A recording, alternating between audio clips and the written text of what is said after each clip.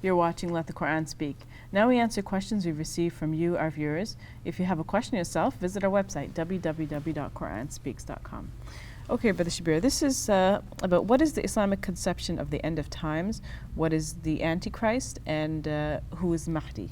So maybe you can talk about all those things. Yeah, well, in fact, they are related because in Islamic tradition it is mentioned that somewhere towards the end of time, Jesus will descend from the heavens, and that he will rule for a number of years. He will break the cross and kill the swine, and he will abolish the jizya, which is a tax that traditionally was leveled on non-Muslim minorities living under the protection of a Muslim state. And that there will be a time of peace for many years, some say for 7 years.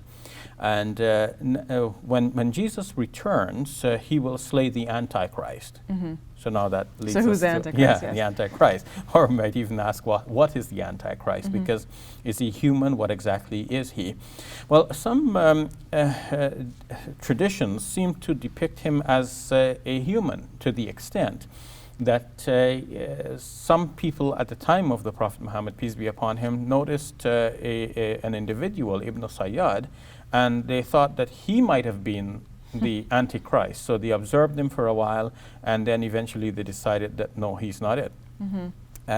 So they observed him because of his physical characteristics or his personality? What was it about him? I think it's all of these, not so much his physical characteristics, but his personality. They thought that he might be the Antichrist, a kind of devilish sort of person.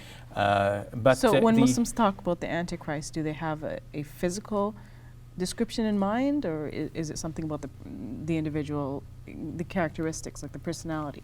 Well, That's this is where there are physical descriptions, and those seem difficult to reconcile with the expectation that it could have been Ibn Sayyad, a certain historical person. Because the physical descriptions that are given in the hadiths or the traditions speak of somebody who will be blinded in one eye. And he will travel very fast, so he'll be in one continent in the morning, another continent in later in the day, and so on. And that he will have great powers with him, in that he will call people to worship him, and if somebody refuses, he will make an example out of a person by throwing him into what he has as hell. And it will turn out that what he has as hell, into which he throws this person who refuses to worship him, will turn out to be paradise for that person. And on the other hand, he will have what looks like a paradise, and those who do worship him will be put into the paradise, but that will turn out to be hell in reality for them. So this will be a person of such great powers, it is unimaginable that anyone could have thought that it's a living individual at the time. But that just goes to show that the hadiths or traditions about this were evolving in the early centuries of Islam until they amounted to what we have now in the classical texts of hadith collections of traditions. They were passed on orally, they developed and grew and evolved, and eventually we have the collections that we have now. But there is the general expectation. Do we feel confident then that the Antichrist will come as is depicted in the hadith? We need to study these hadiths again, because the classical scholarship largely took the hadiths as they are, and they wrote about the expectation of the Antichrist as though these hadiths were in their totality dependable.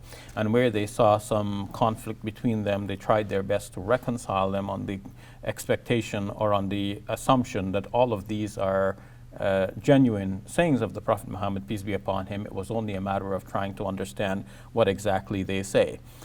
So some more work needs to be done on that. But to describe the classical projection of the image of the Antichrist, as he's called Al-Masih Ad-Dajjal in the Islamic tradition, it is mentioned that he will cause havoc far and wide, and it is in response to his work or his evils that Jesus will now descend, and then he will meet him at a place called Lud, which is now identified as a place close to Tel Aviv. And it is known that there is an airport there, so one wonders about the speed of the Dajjal, his international travel being in one continent in the morning, another by evening. But in any case, it is said that Jesus, on whom be peace, will descend on the wings of two angels. He will arrive on the white minaret of a mosque in Damascus.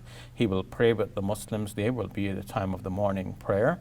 And after having performed the prayer, he will go out with some of Muslims following him. And he will meet the Dajjal, or the Antichrist, at this place called Lud, near Tel Aviv. And he will throw a spear into his body. And it is said that the Dajjal, in fact, will start to melt on the sight of Jesus, in any case. But the spear will be the last thrust that finishes him off. And then there will be this period of peace. Mm-hmm. So how do we get to the end of times then? Well, I did mention the Mahdi. It is said that in connection with this story of Jesus and the Antichrist, that there will be another figure who is known as the Mahdi, the Guided One. That's what his name, the title means, the Guided One. So some righteous individual who will also spread peace on the earth. Some think that he will come before Jesus, that he will spread peace for a certain amount of time, and then after this, things will return to chaos, and that will be fueled more by the acts of the Antichrist until Jesus comes and slays him as well. The Mahdi is described as a person who will be from among the descendants of the Prophet Muhammad, peace be upon him, through his daughter Fatima.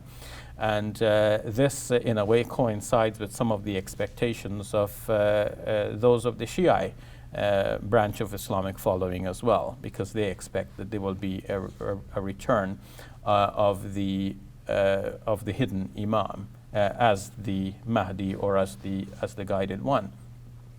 You asked about the end of time.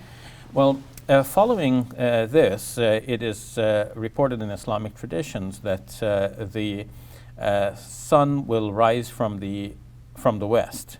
And how exactly this might be physically possible, this is a different question. A course I took in science many years ago suggested that some of the planets in our solar system are actually rotating in an unusual manner.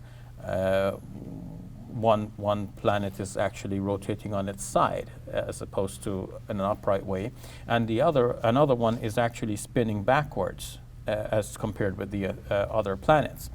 And the reason for the unusual rotation of these planets is given as being the result of an asteroid having hit these planets so hard that it actually knocked them out of their usual orbits and their rotating sequence.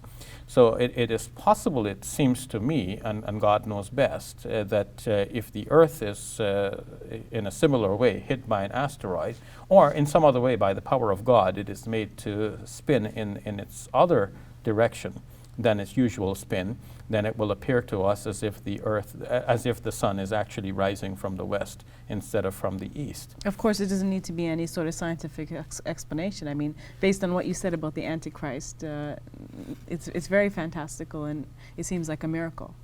Of course, with the hadiths which depict the future on the whole, we are not dealing with reports like the reports of hadith that describe the prayer, for example. Now let me explain the difference. You see, when there was a living tradition, there was something that people are doing every day, and they learnt it precisely from the Prophet Muhammad, peace be upon him, or he told them do it like this, and they kept doing it every day. Everybody knew how it was to be done, and there was nothing to remember. But when there are reports about something that will happen in the future, there is a question, do we have the precise words of the Prophet, peace be upon him, or did somebody make a mistake in what they narrated? All right, we'll leave it at that. Thank you for your time, Brother Shabir. You're welcome. That's all the time we have. Visit our website, www.QuranSpeaks.com, and check out our YouTube channel, youtube.com/QuranSpeaks. As always, please continue to write to us. Your comments and questions help guide the show. I'm Safiya Ali. For all of us here at Let the Quran Speak, thank you for watching. I'll see you next week. Allahu Akbar, Allahu Akbar, Allah.